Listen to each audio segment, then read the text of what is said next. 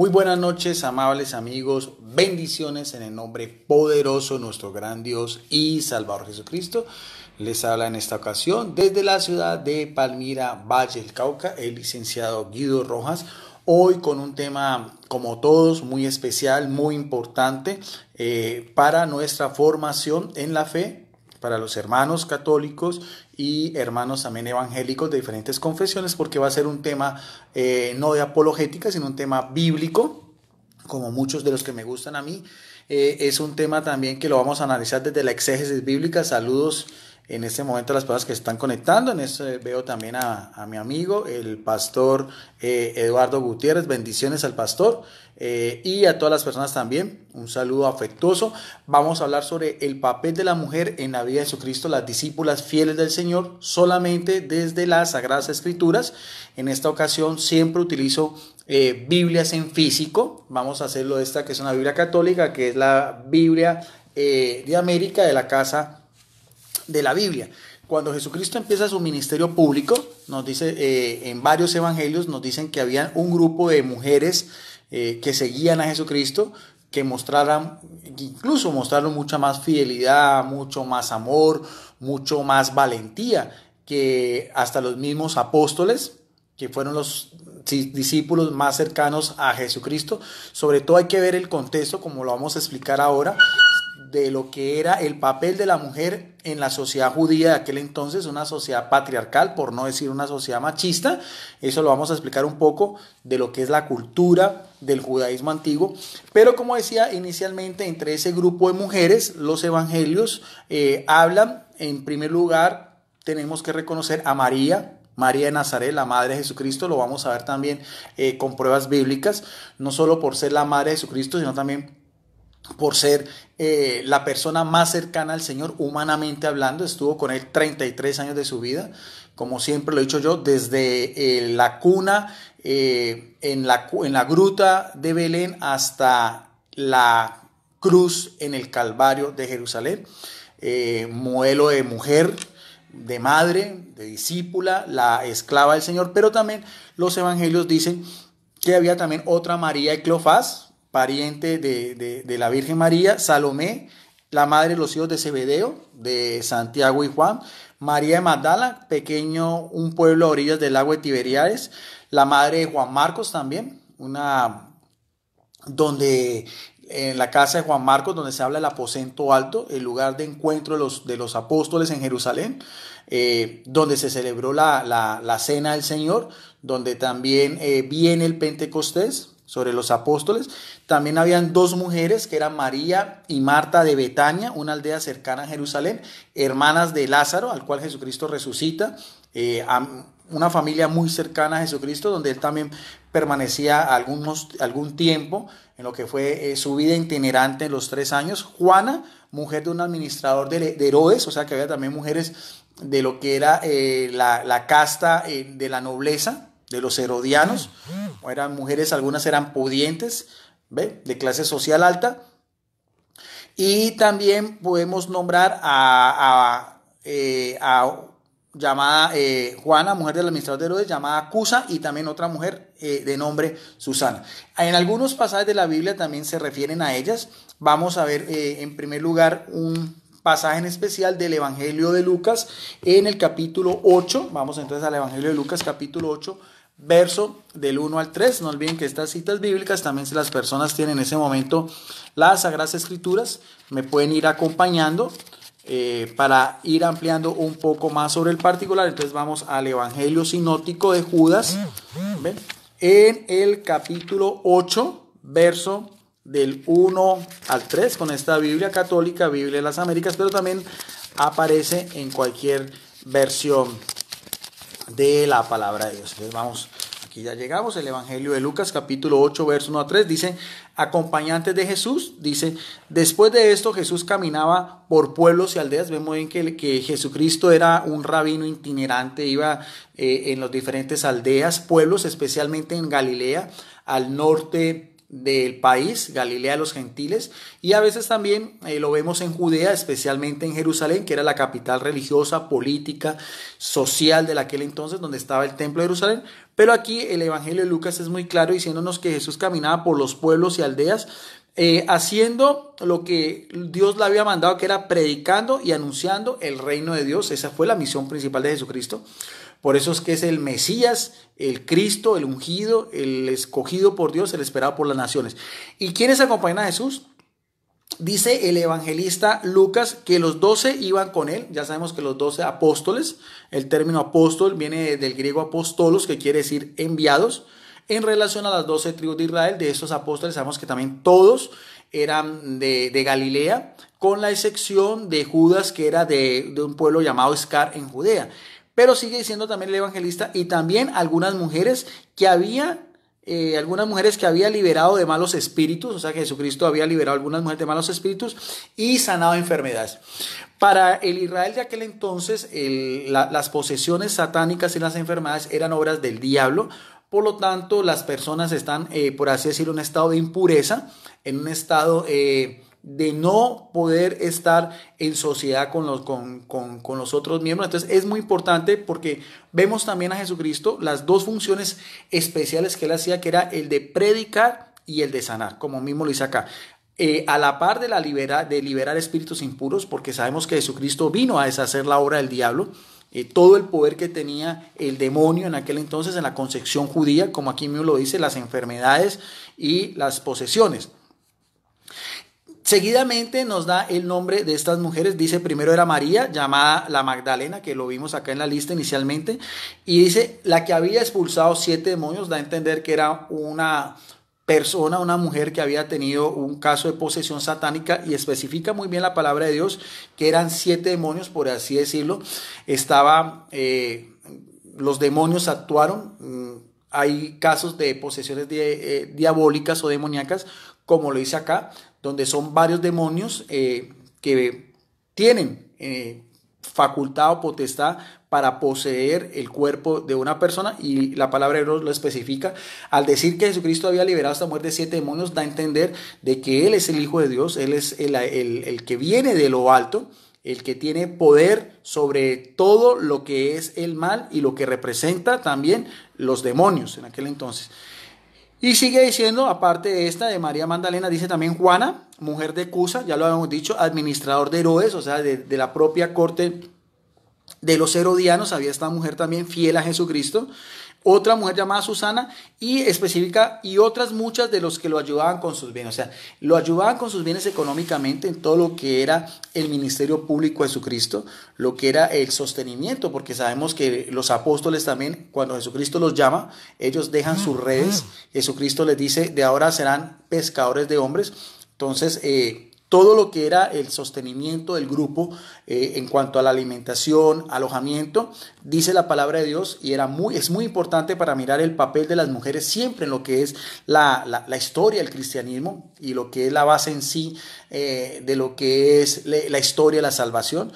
A mi parecer, como teólogo en más de 30 años de estudio, yo siempre he dicho en todo lo que yo he podido estudiar, discernir de la palabra de Dios, que la iglesia, sobre todo a la cual yo pertenezco, la iglesia católica, es hoy en día lo que es, a pesar de todo, porque tiene la asistencia plena, la santificación del Espíritu Santo, y también por lo que ha sido la fidelidad, lo que ha sido el amor y lo que ha sido el testimonio de santidad de muchas mujeres a través de todos los tiempos. Ahora, eso que dice la palabra de Dios en el verso 3 del Evangelio de Lucas capítulo 8, de que las mujeres sostenían a Jesús en su ministerio, no era raro en los escritos de un historiador de la época, como era Flavio Josefo. Él también dice que era costumbre que muchas mujeres pudientes se hacían cargo de lo que era la manufacción o el sostenimiento, o lo que era, por así decirlo, las personas, los rabinos como Jesucristo, que se dedicaban enteramente a lo que era la difusión de lo que conocemos como la Torá, el Antiguo Testamento, porque Jesucristo, sabemos que toda la predicación de Jesucristo está basado íntegramente en todo lo que es el compendio de los libros del Antiguo Testamento, la Torá, los Salmos. Usted puede mirar en cualquier Biblia de estudio, Jesucristo no se apartaba.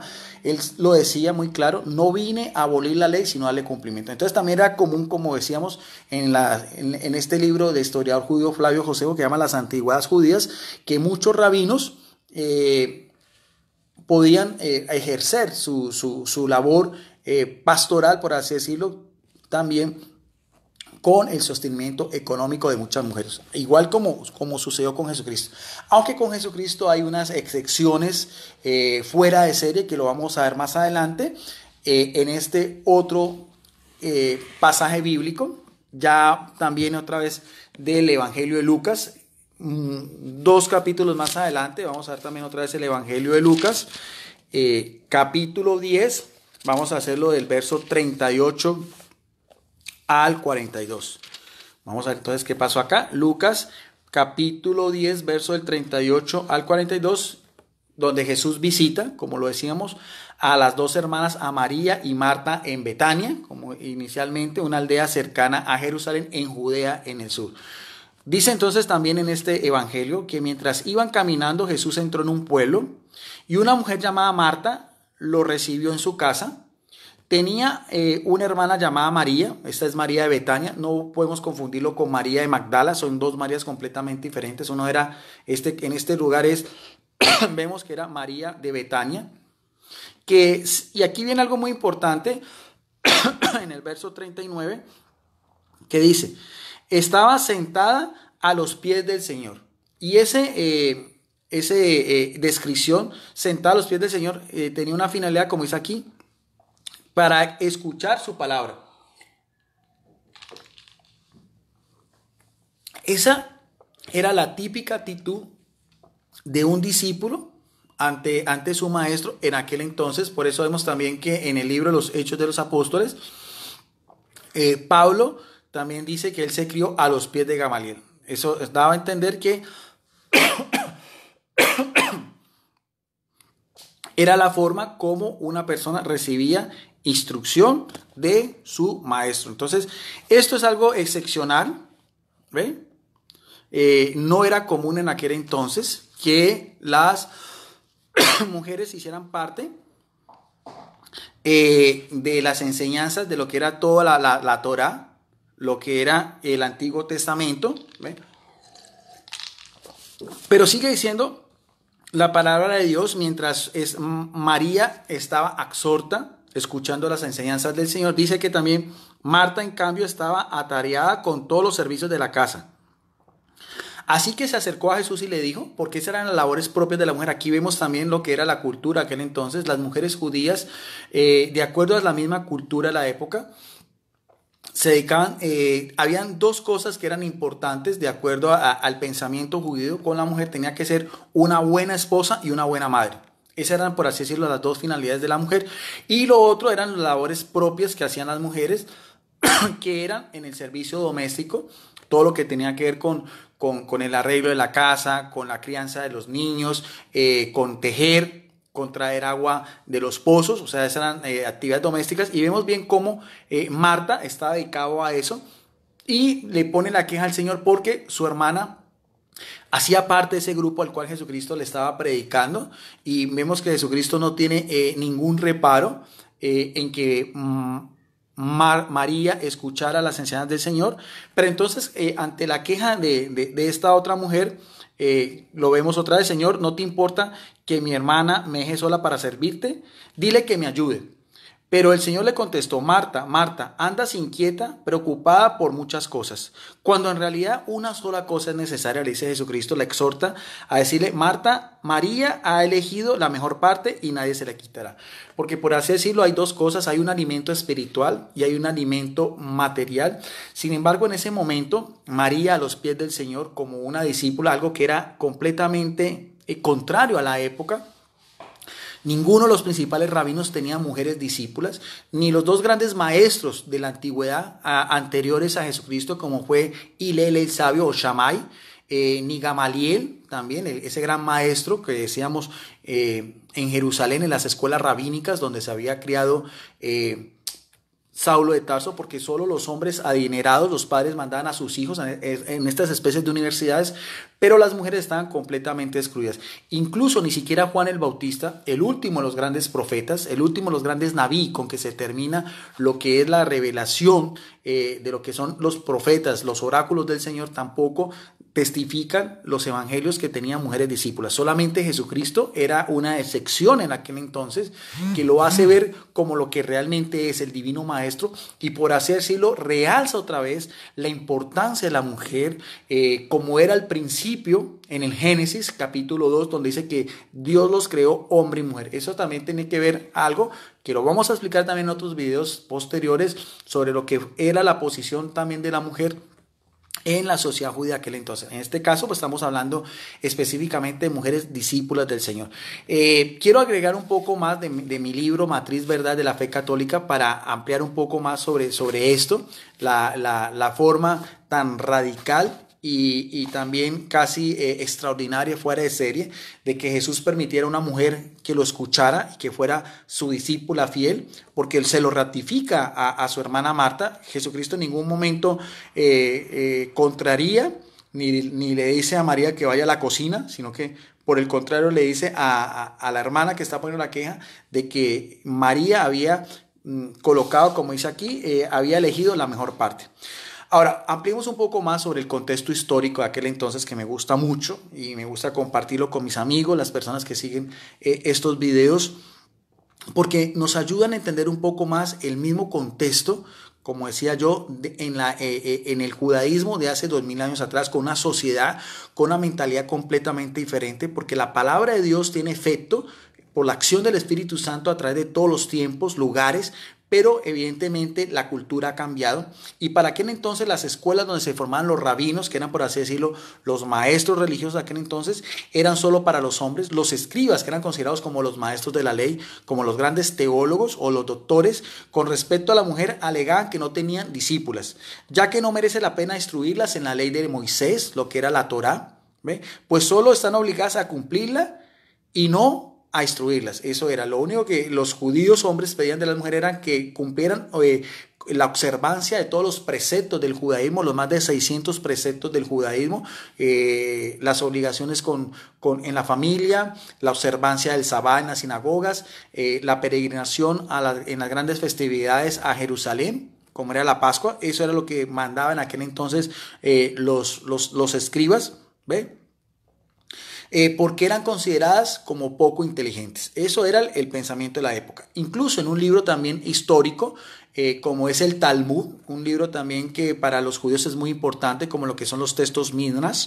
El Talmud quiere decir enseñanza, un libro también de teología para los judíos, de moral, que para ellos es a la par con lo que es la Taná o el Antiguo Testamento.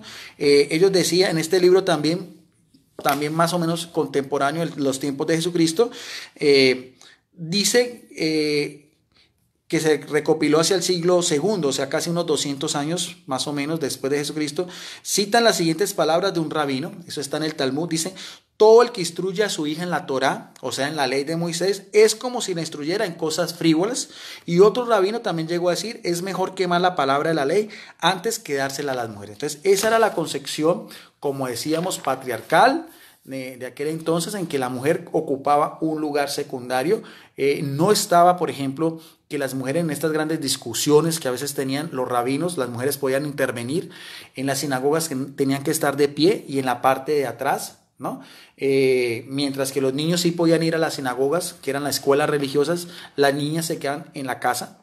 Y eso era más o menos para que veamos ese contexto que estamos analizando, estos textos bíblicos. Por eso es que Jesucristo es el maestro por excelencia, el gran y divino maestro. Ahora, hay otra cita bíblica que también quiero analizar, de las que tenía para el día de hoy. Es otro pasaje que aparece relacionado, y esta vez está en el Evangelio de Marcos, en el capítulo 14. Vamos a verlo del capítulo 14 del Evangelio de Marcos, y de los versos del 1 al 9. Esta vez también es en Betania, en la aldea que decíamos que quedaba en el sur de Judea, muy cerca de Jerusalén. También dice el evangelista que faltaban 2 días para la fiesta de la Pascua, ya se está acercando.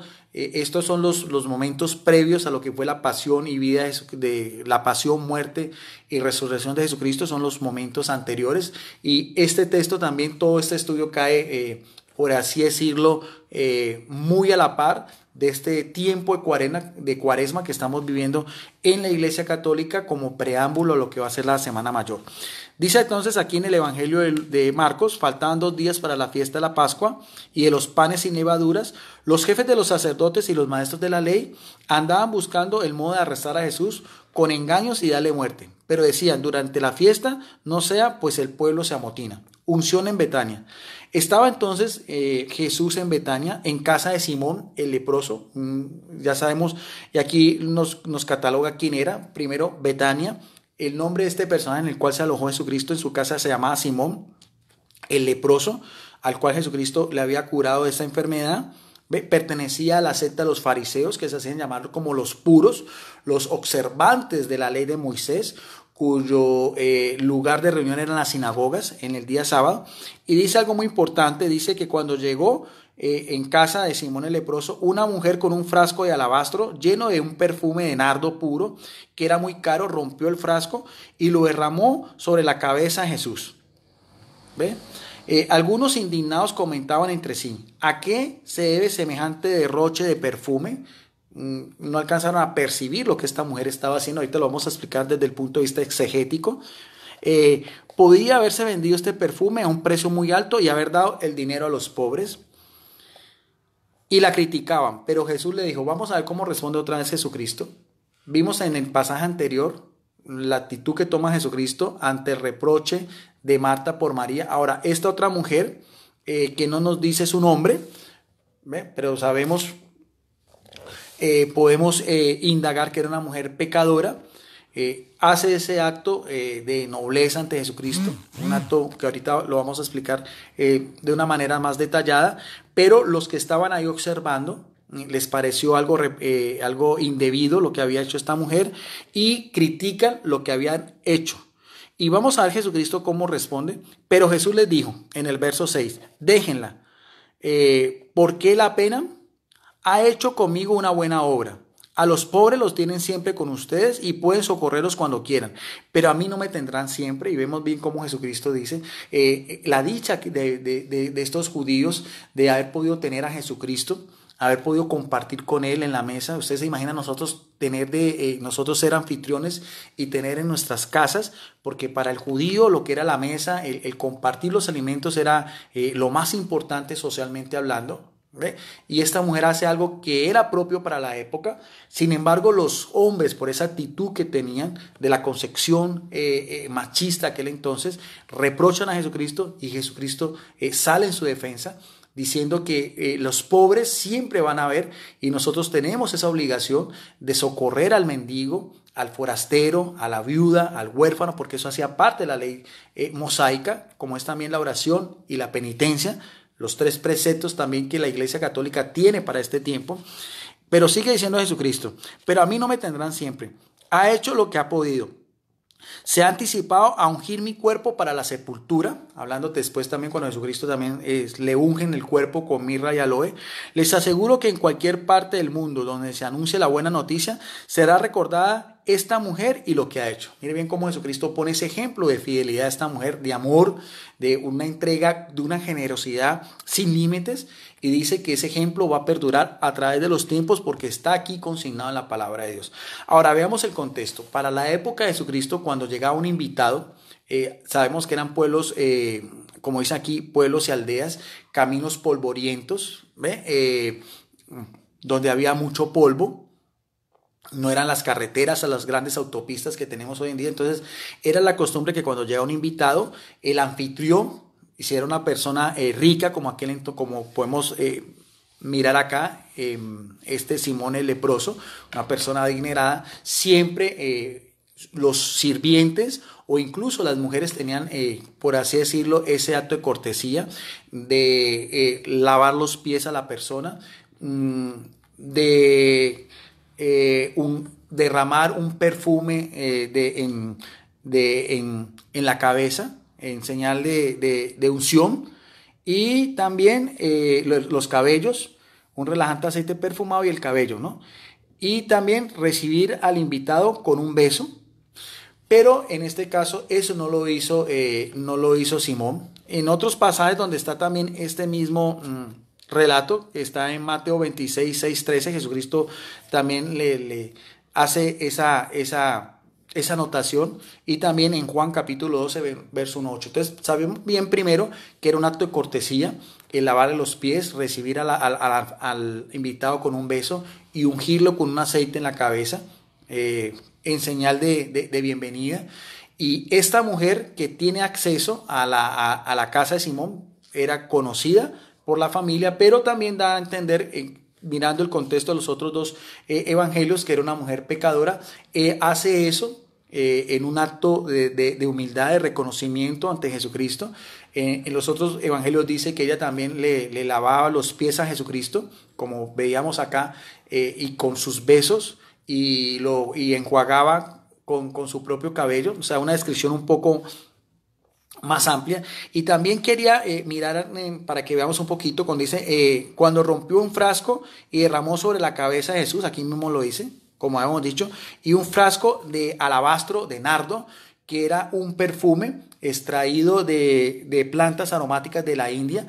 Un frasco de alabastro, como dice aquí, de nardo, para el tiempo de Jesucristo costaba más de 300 denarios, o sea, casi el salario de un jornalero, o sea, de una persona trabajadora. Por eso es que dice acá que los invitados se indignaron de lo que esta mujer había hecho, porque quedó toda la casa perfumada por ese acto de generosidad, de entrega, inclusive colocando las cosas materiales por debajo de las espirituales, como siempre lo manda Jesucristo.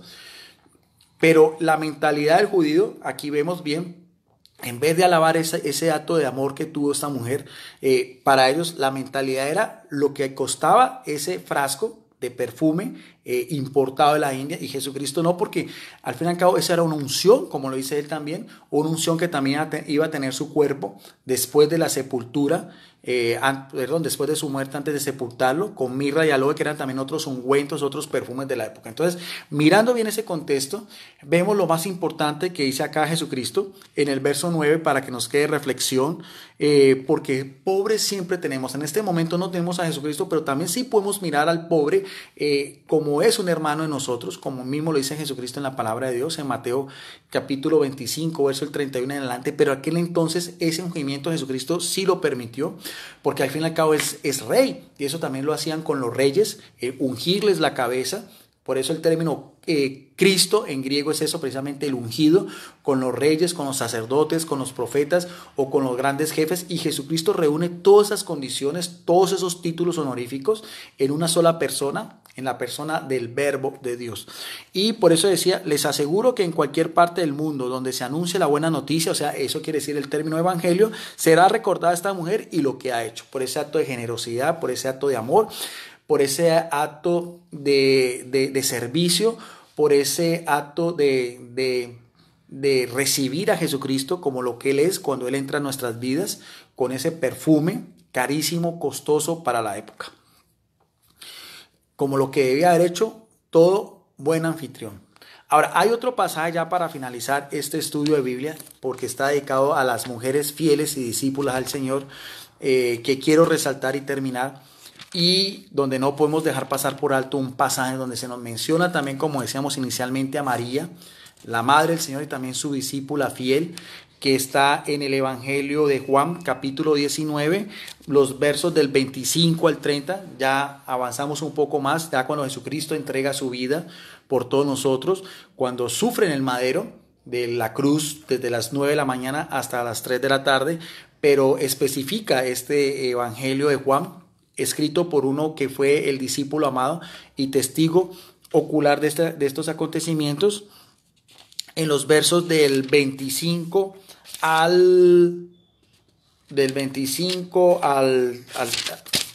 específicamente al 27, ¿ves? Jesús, su madre y el discípulo amado. así aparecen los subtítulos en esta Biblia de Estudio de América, dice, y quiero como que pongamos mucho cuidado, no solamente a mis hermanos católicos, sino a nuestros hermanos evangélicos, para que veamos el papel de María. No es una diosa, María no es la salvación, pero sí vemos cómo en pequeños detalles, a veces que podemos pasar por alto, cuando no tenemos una debida preparación en las Sagradas Escrituras, cuando no tenemos, como por así decirlo, esa entrega espiritual, cuando queremos alimentarnos de la palabra de Dios y dejamos pasar detalles tan importantes como el que veíamos en el versículo anterior, donde Jesucristo dice que ese acto de generosidad de esa mujer iba a ser recordado. Y aquí nos dice en otro acontecimiento, en otro momento, el momento sublime de la cruz, un momento en el cual María, por la profecía de Simeón, sabía que se iba a cumplir 33 años atrás, cuando Jesucristo era un bebé de 40 días de nacido, con la profecía de Simeón.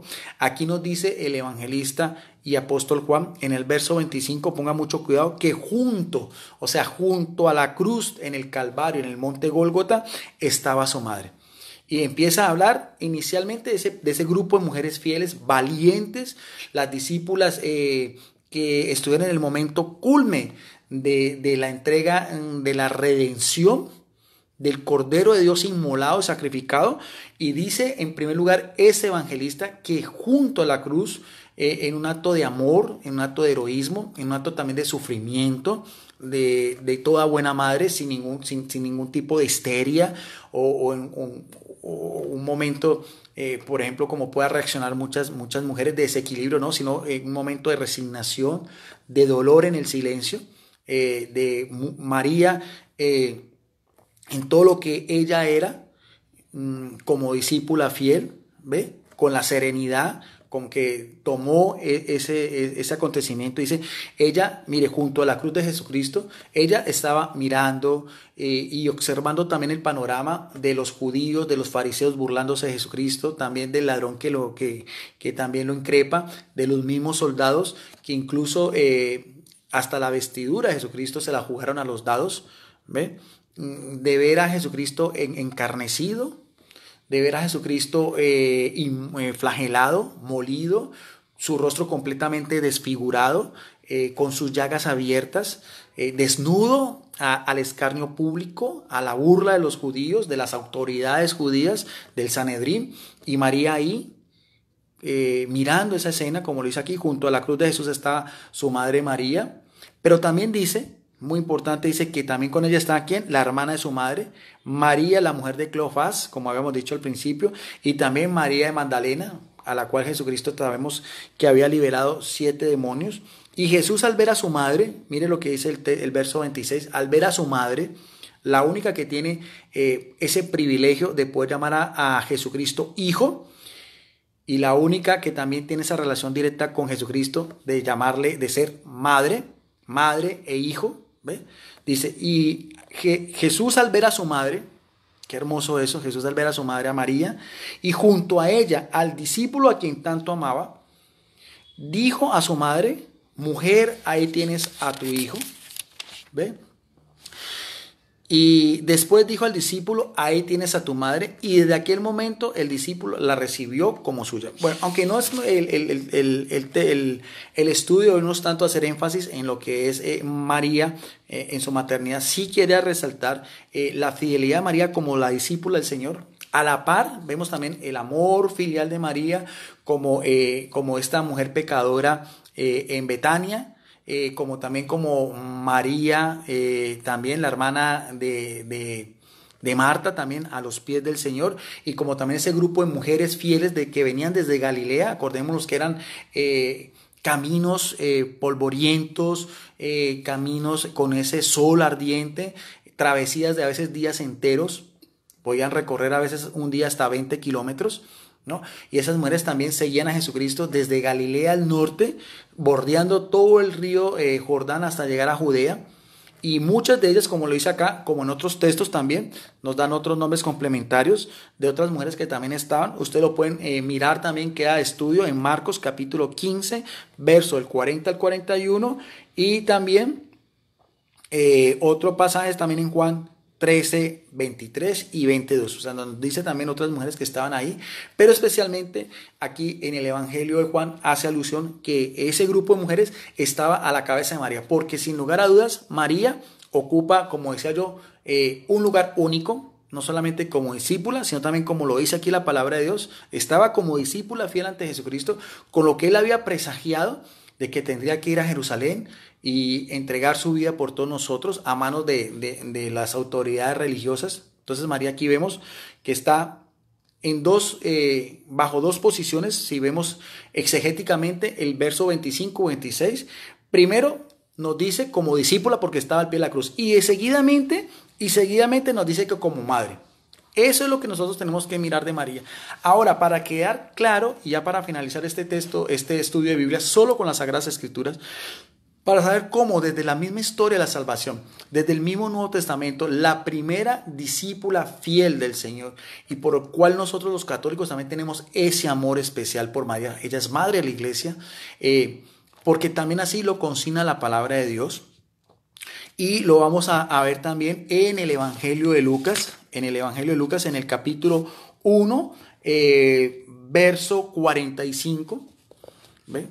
Cuando 33 años después, si nos vamos a volver al pasado, ya no es de la cruz, sino cuando María, una jovencita de unos 15, 16 años, había sido engendrada por el Espíritu Santo, se había mismo autoproclamada como la sierva del Señor, como lo dice en Lucas 1:28, Idule e Quirio, aquí la esclava del Señor, ante el anuncio del ángel, y después de ella, como servidora fiel, visita a su prima Isabel, y esta otra mujer de edad avanzada, la esposa de un sacerdote, Zacarías, llena del Espíritu Santo, al ver a María la reconoce como la madre del Salvador, pero es algo muy importante, no solamente elogiar a María por ser la madre del Señor, sino como habíamos dicho, lo que es el título de este video sobre las mujeres discípulas del Señor, y lo dice así la palabra de Dios, que quede claro, de los propios evangelios, en el capítulo 1, pero vamos a hacer énfasis solamente en el verso 45, cuando Isabel llena el Espíritu Santo, le dice a María, dichosa, o sea, favorecida, bienaventurada tú, dichosa tú María, que has creído, o sea, que aceptaste, que fuiste fiel, que eres obediente, porque lo que ha dicho el Señor se cumpliría en ti. ¿Sí? Porque la historia de salvación entra por María, cuando le da el fía a Dios, cuando dice, he aquí la esclava del Señor, y que quede claro que María sí es un ejemplo en el cual nosotros los cristianos podemos seguirnos humanamente hablando, porque María nos debe llevar a Jesucristo, pero como discípula no hay alguien más fiel, y usted puede buscar en todos los evangelios.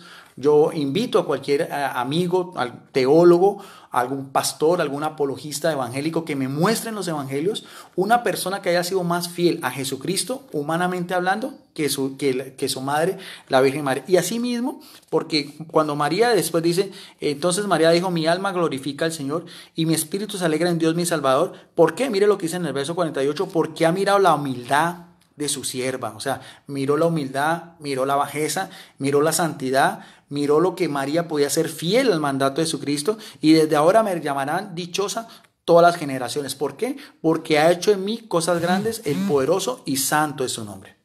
Entonces, ese texto también es muy bonito.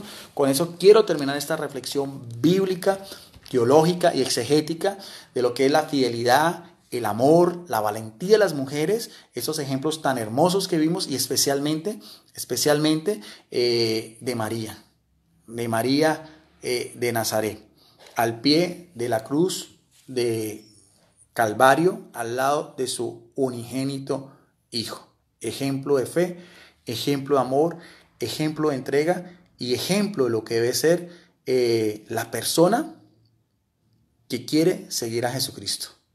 De acuerdo, como lo veíamos también a los evangelios, y también de las otras mujeres, también de María de Magdala, de María de Cleofás, de Susana, de todas estas, de la mujer que derramó ese perfume de nardo en la cabeza de Jesucristo, y también de María, la discípula, a los pies del Señor Jesucristo.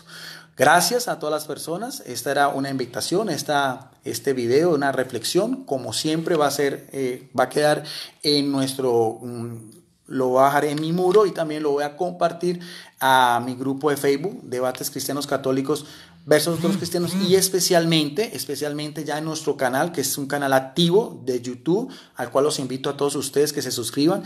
Videos Apologética Católica, ahí van a encontrar este tipo de estudios de exégesis, hay estudios de apologética, hay estudios sobre doctrinas evangélicas, hay también debates con diferentes expositores de diferentes confesiones religiosas. Entonces todo eso también lo va a encontrar en nuestro canal en YouTube, Videos Apologética Católica, que también vamos a subirlo allá. Bendiciones para todos y quedamos como siempre en el amor, en la paz, en la unidad, en la fidelidad al seguimiento de nuestro Señor Jesucristo, en esta ocasión con lo que son estas mujeres con nombres propios que quedaron consignados ya en el libro de la vida. Bendiciones para todos y nos vemos en otra oportunidad. Muchas gracias.